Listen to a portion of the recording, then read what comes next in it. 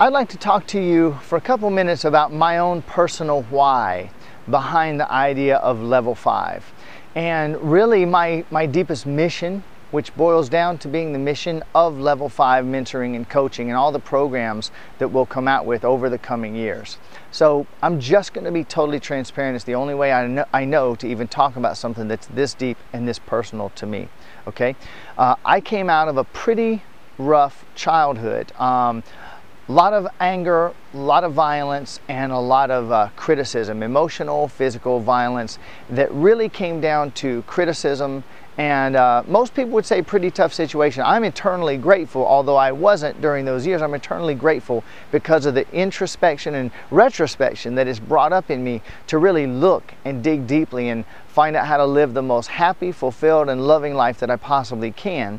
Well, I came up pretty much convinced that I was a stupid, ugly, worthless piece of crap, and that my best hope of life was to find the biggest crowd I could find and duck and hide so that I wasn't a target for more pain.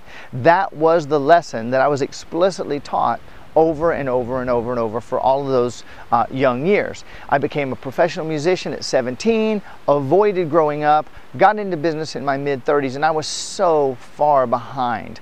I literally had not learned any of the lessons that most boys learn in their teens. And here I was in my mid-30s going through emotional and mental puberty. And I found out that I was incredibly good at sales, that I was a really skilled communicator, and that I was really phenomenal at marketing. I literally could go out and generate multi-million-dollar campaigns, one after another, which I did. But it didn't generate any happiness for me. What it did was it generated a lot of pain, because every time I made money, I lost it. And every time I made more money, I lost it. And I wouldn't give up making money because I really wanted some coming out of poverty and that tough situation as a kid.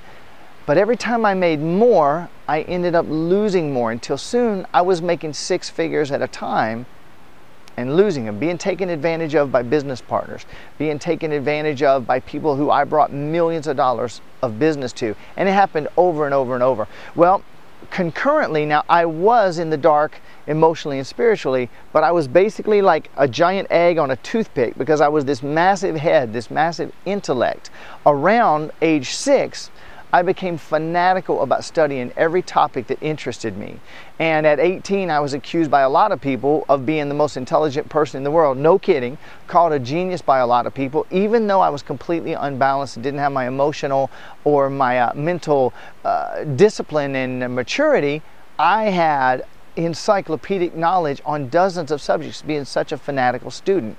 And I was looking for answers. Well, along the way, from being a kid up until those mid-30s, I didn't just try on religions.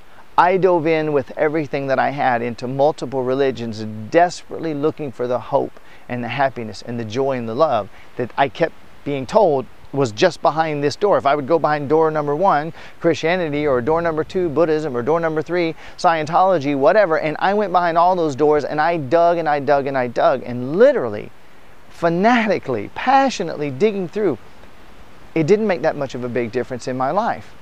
And I ended up getting into the self-help world about 15 years ago, and over those 15 years, I spent $150,000 on my I did involve some sales and marketing training in there, but nonetheless, my own self-development, $150,000, thousands of hours. And it kept taking me to a higher and higher plateau, little incremental progress, but no massive breakthroughs like I was hearing so many other people had, especially the people that were selling most of those programs that they were putting out that worked for them, but not for everybody else. And maybe it worked for a few, but it sure as hell didn't work for me.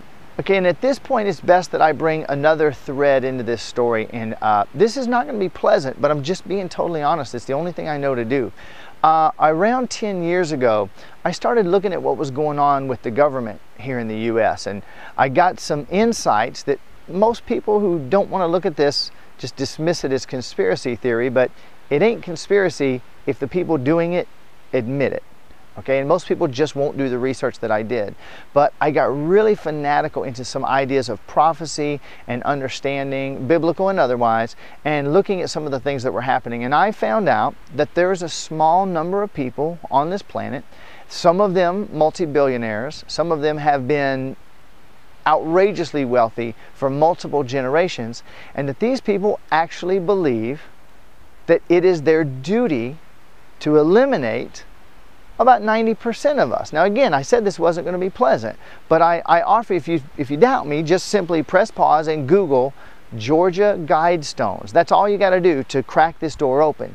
And I found out that most of the things that happen in the world, the media in my country, in the United States, doesn't give us even a remotely accurate picture of what's going on. And then as I got deeper into this, I found out that corporations and governments and other entities were spending billions, hundreds of billions of dollars to program us through media. Well, about 12 years ago, I threw my television away.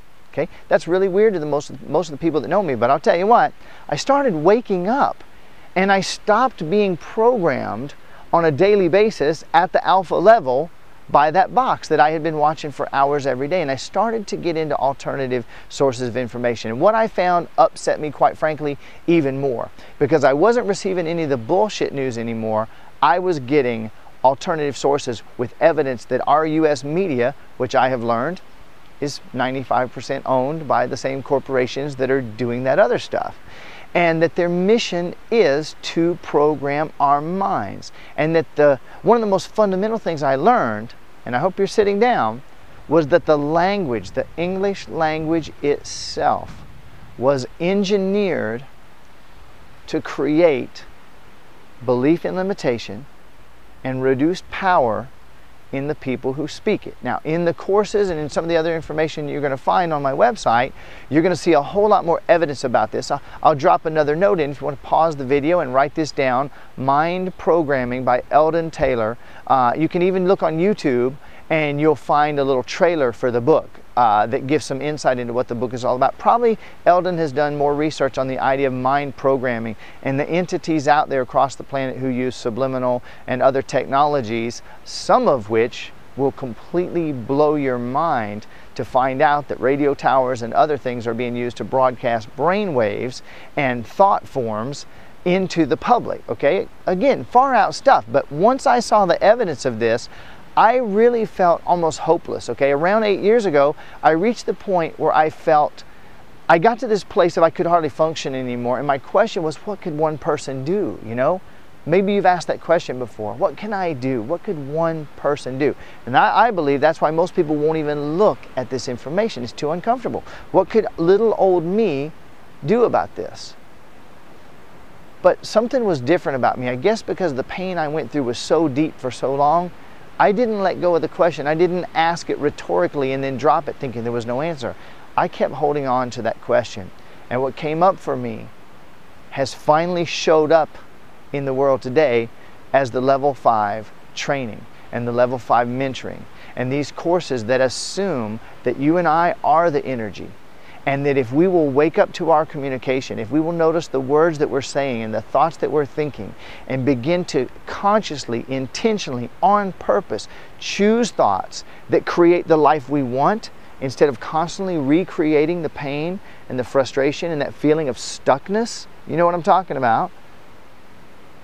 That if I would be a fountain of this information, if I would consistently tell it, and if I would make it my mission in life to share it with the people who want it, that every time I help someone to become conscious of their own communication with themselves and with their world and in their relationships, and they became conscious and they decided to make that shift, they immediately become a lighthouse, a beacon who touches every other life and every other relationship and set of relationships that they come into. And that's really my heart, that's what it's all about, and that's my mission and my purpose behind all of this training, behind the website that you're on. So I'm really grateful that you took the time to watch this video. It's obviously unscripted. I'm in the process of creating all the videos and all the materials for this website. It's just such a force in me. I'm so passionate about it. I can't wait till I get it perfect, and I'm not going to wait till I get it perfect. I'm getting this information up. So thank you so much for watching. Namaste. And I hope that I can serve you, and together we can spread more light throughout this world and bring light to those who think that what they have to do is kill and destroy by simply us radiating love and being focused on what we want to create.